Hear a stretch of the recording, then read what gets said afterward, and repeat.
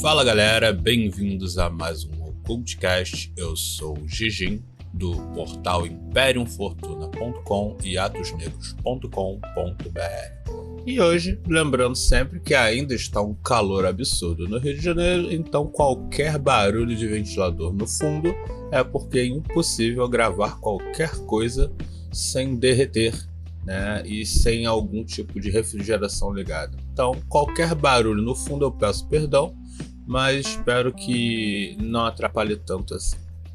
Lembrando sempre que nós estamos na Império Fortuna e que se você realmente gosta do nosso conteúdo, a gente tem o nosso Apoia-se.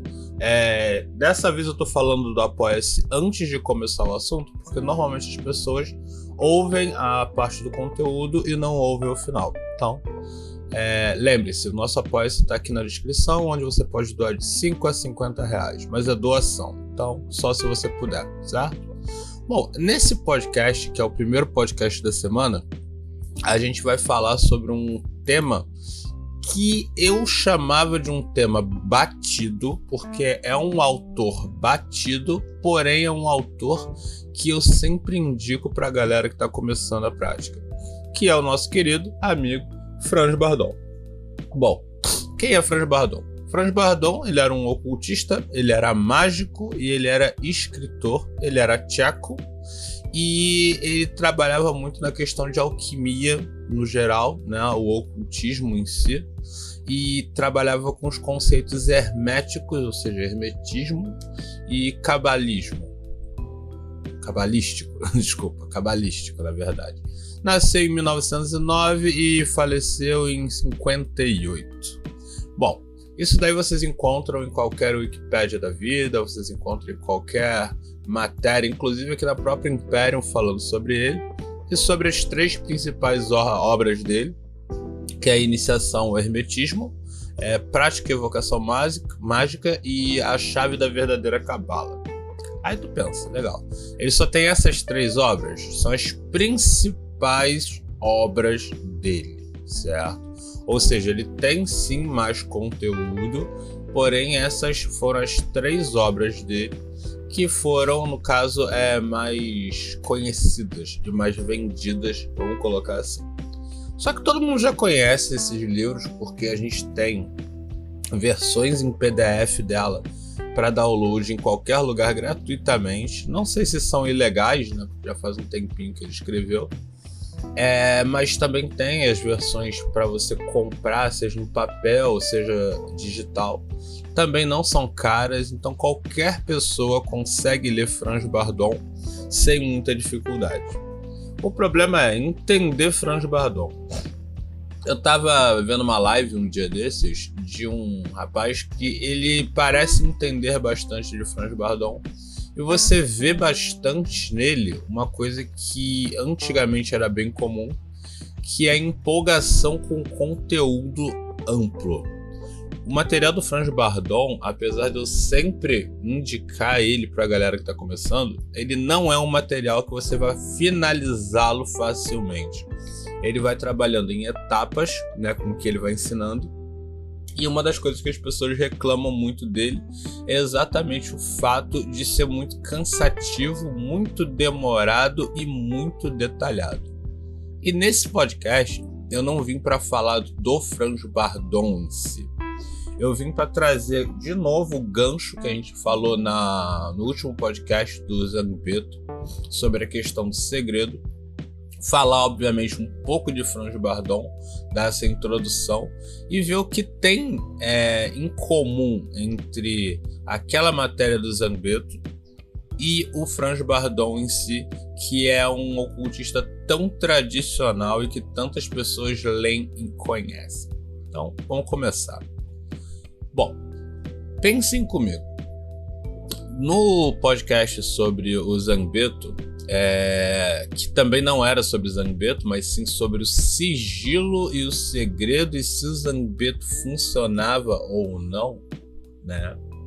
Eu disse que algumas pessoas acreditam, alguns babalorixás, etc., a galera do meio, né, alguns sacerdotes, eles acreditam que o Zangbeto que a gente vê na internet e tal, ele nem funciona mais, porque na verdade o segredo que existia por trás do Zambetto foi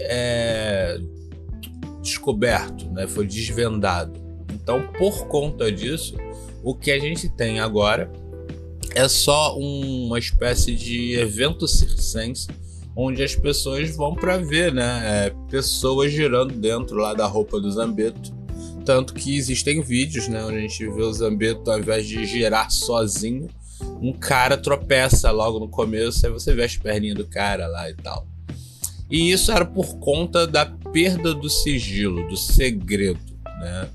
Os babalorixás chamam mais de segredo, já que o segredo foi perdido, aquilo não funciona mais. E que diabos, que cargas d'água isso tem a ver com Franz Bardon, que é um cara tão tradicional? Essa que é a questão interessante.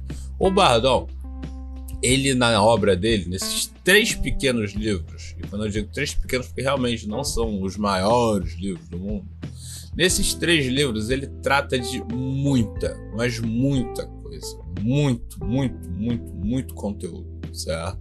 Então ele traz iniciação ao hermetismo, né? Ele fala sobre a natureza do hermetismo, ele fala sobre alquimia, ele fala sobre meditação, ele fala sobre evocação, ele fala sobre projeção astral, ele fala sobre leitura de aura, ele fala sobre cabala, ele fala sobre astrologia. Ou seja, eu indico o livro dele exatamente por isso, porque o livro dele tem uma quantidade de conteúdo tão grande que mesmo que você não leia o livro inteiro, e que não é realmente necessário você ler os 3 livros inteiros, uma parte daquele livro pode acabar chamando a sua atenção para que você procure autores que vão mais a fundo naquele conteúdo.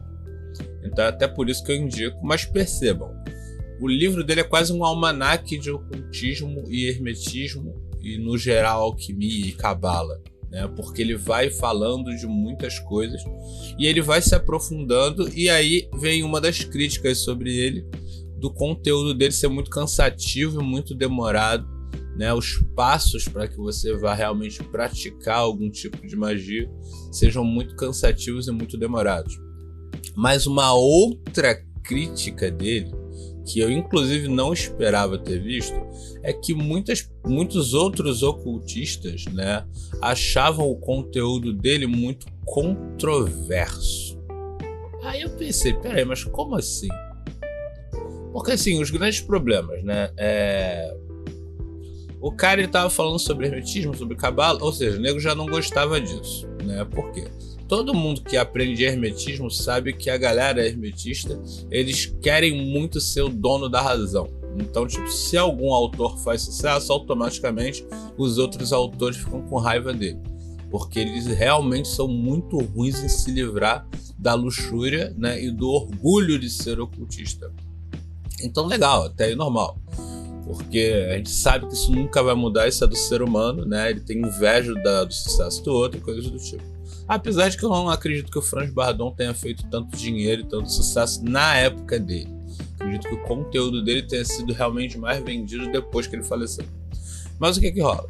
E muitos acreditavam que o que o Bardon estava fazendo era errado, por ele trazer muito conhecimento que era das ordens para um material que o público em geral poderia ler. E aí a gente entra na mesma questão lá do Zambetto.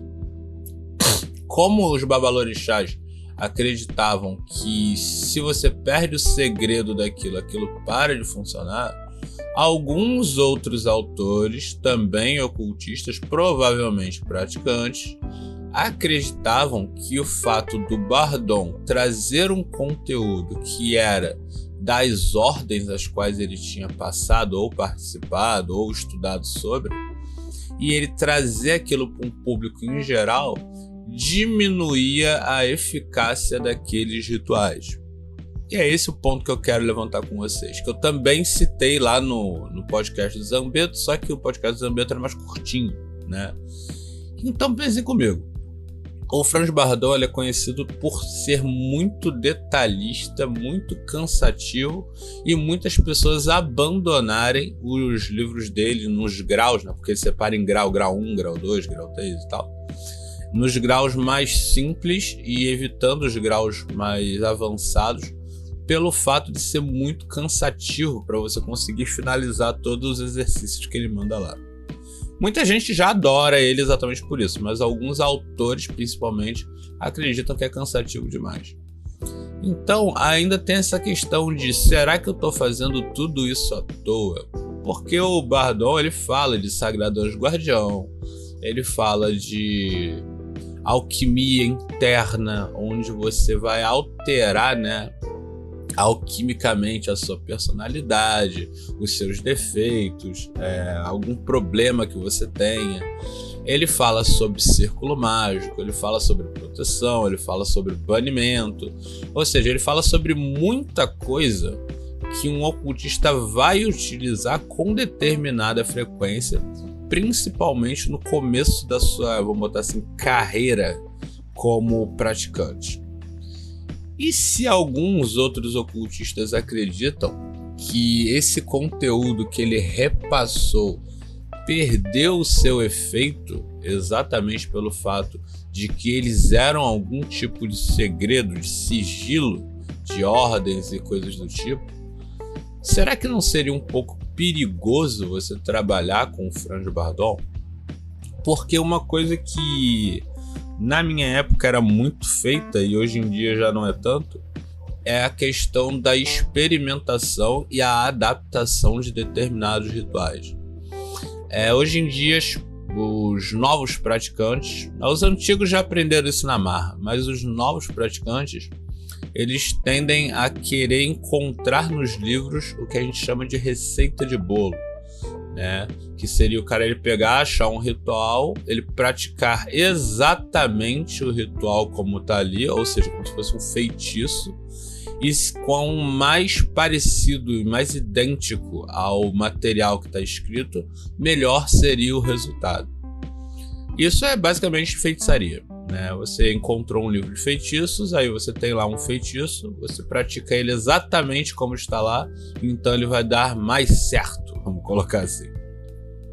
E a gente sabe que, principalmente no conteúdo do Franz Bardon, eu sei que agora sim, muita gente vai me odiar, mas principalmente o conteúdo de Franz Bardon é um conteúdo que tem que ser muito adaptado para a realidade do magista em si. Não só por ser demorado e cansativo, mas porque ele realmente sofreu uma banalização pelo fato da sigilização de todo o conteúdo daquele material ter sido perdido, certo? Ele explica muito detalhadamente como tudo funciona e isso realmente, para mim e para alguns ocultistas, e não são poucos, e não são só de base, né, alguns conhecidos, realmente acreditam que o fato dele ter destrinchado, explicado o ritual e depois ensinado a pessoa a fazer foi um erro. Quando na verdade o que ele deveria ter feito era sim ter pego um ritual, ter destrinchado o ritual e ter incentivado os seus estudantes a que criassem adaptações para os seus próprios rituais. Meu Deus, Gigi, mas que porra é essa? Pensa comigo. Eu ensino você a fazer um círculo mágico de proteção para que você faça em volta da sua cama antes de você dormir, porque você está sendo acompanhado por uma entidade negativa e você quer dormir em paz essa noite. Então eu chego para você e te passo um feitiço. Olha, você desenha esse círculo aqui, bota esses símbolos aqui que você não sabe o que significa e eles vão funcionar.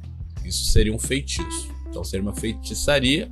A fé da pessoa faria com que aquele feitiço funcionasse. Seja a fé no feitiço, seja a fé em mim, vamos colocar assim, né? Porém, se você já é um mago, ou um ocultista, eu te ensinaria a fazer um círculo e te ensinaria a colocar aqueles escritos e falaria para você: isso daqui são os nomes de Deus. Então, antes de dormir, você vai energizar esses nomes de Deus, rezar um Pai Nosso, uma Ave Maria, um credo e imaginar que Deus está te protegendo, certo? Então, o que é que rola? Nesse caso, eu já expliquei como ele deveria praticar e o que tem ali, mas eu não expliquei exatamente como a coisa toda funciona. O Bardon, ele já ia me ensinar os nomes de Deus todos, ele ia me ensinar o que é que significa um círculo, ele ia me ensinar por que eu ia ter que usar determinada mão para desenhar aquele determinado círculo, ele ia me ensinar qual tipo de material eu tinha que usar para desenhar o círculo no chão, qual horário, qual dia da semana, para qual ponto cardeal eu tinha que estar virado para fazer aquilo, como se fala todos os nomes de Deus, por que os nomes de Deus são importantes, ou seja, ele é realmente destrinchar o ritual totalmente, de forma quase científica, para que você realmente soubesse o que você está fazendo ali. Só que isso, para algumas pessoas, desmanchou o sigilo que existia no ritual, certo? Apesar de que o Franz Bardon também ensinava como energizar o círculo e coisas do tipo. Mas para algumas pessoas, o fato dele ser detalhista demais e destrinchar demais o ritual, o que ele estava fazendo, na verdade, era ensinando a pessoa a criar o seu próprio ritual e não a praticar os rituais das ordens. Porque a pessoa já não tinha mais fé naquilo, a pessoa ela já não tinha mais crença naquilo, já não existia mais sigilo naquilo, e na magia e no ocultismo o sigilo seria algo importante, certo? Vocês podem perceber que é uma lógica muito pessoal de alguns ocultistas.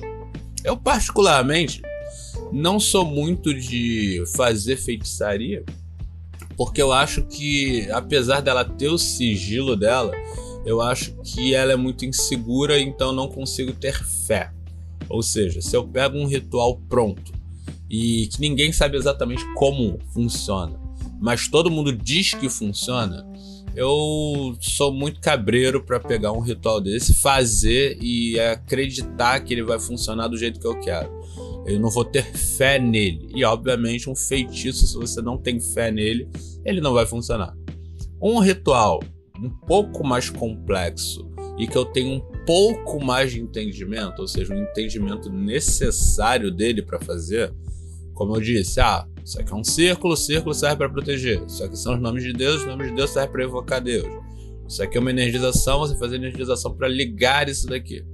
Para mim já é normalmente a prática mediana que boa parte dos ocultistas normalmente faz, e é o que eu aconselho para a galera que ainda não está se especializando. O modelo estilo Franz Bardon de destrinchar absolutamente tudo, para mim não é para você praticar aquele ritual depois, porque realmente toda a mística do ritual vai pro saco. Ele se torna realmente matéria de faculdade, entendeu? E o que você vai acabar fazendo no final é vendo os detalhes do como aquilo funcionava e você vai tentar melhorar aquilo ali, ou criar o seu ritual do zero, baseando-se no que você aprendeu estudando aquele tipo de prática.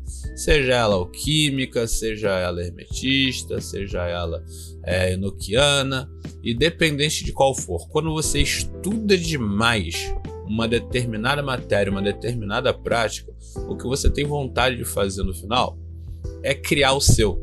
Não é reutilizar aquilo agora que você já sabe exatamente como funciona. Você vai querer criar o seu, melhorar, adaptar você e aumentar a otimização daquilo. Mas isso daí é de cada ocultista. E esse é um dos erros do Franz Bardon, de acordo com alguns outros autores. Eu particularmente não acho errado. Mas alguns outros autores, na época do Franz Bardon, não estou falando de hoje em dia, não curtiam o material dele porque achavam que ele destrinchava demais, no fato de ser muito detalhista, os rituais que eram de ordens e que eram segredo, e por conta disso banalizaria, porque qualquer um conseguiria fazer um ritual a nível de ordem, e eles diziam que iria tirar o sigilo e por conta disso aquilo não iria funcionar mais. Mas isso de acordo com os textos, né? Vocês vão ter que dar uma olhadinha e ver se vocês acreditam realmente nisso. Obviamente vocês vão comentar aí lá no grupo e falar sobre o que é que vocês acham, se realmente os caras estavam certos em culpar o Franz Bardon de ser detalhista demais e de destrinchar ritual demais.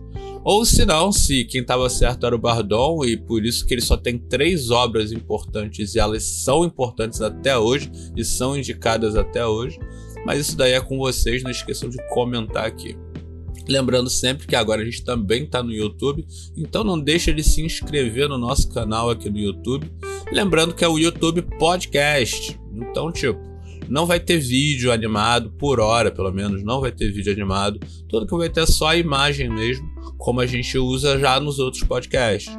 Mas como tem muita gente que não gosta de usar o Spotify e prefere usar o YouTube, principalmente por causa de televisão e coisas do tipo, então agora a gente também está no YouTube.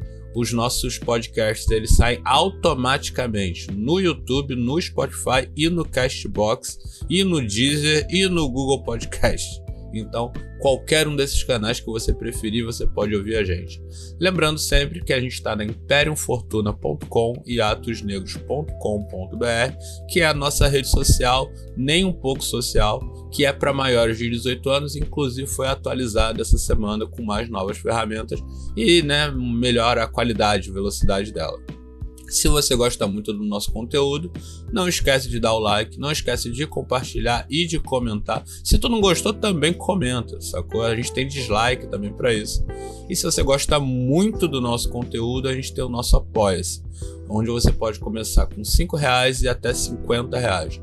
Lembrando que o Apoia-se é doação, então não é mensalidade. Você pode doar só uma vez, pode doar 2 vezes, 10 vezes, só quando sobrou um dinheiro aqui, ou só quando gostou do podcast. Eu gostei muito desse podcast, vou doar aqui uns R$5. Se você doar pelo menos R$5 no Apoia-se, você tem direito a pedir um tema para um podcast ou para uma matéria, ou que a gente analise um ritual seu, ou um podcast seu, ou alguma história prática sua.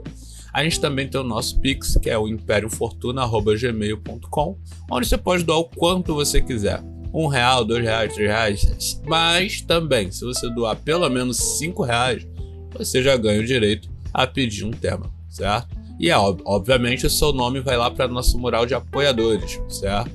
Que inclusive tem aumentado, e lembrando sempre que todo esse dinheiro é utilizado no nosso portal para manter o portal vivo, porque as contas não param de chegar, certo? Então, valeu galera, por hoje é só, até a próxima, fortuna!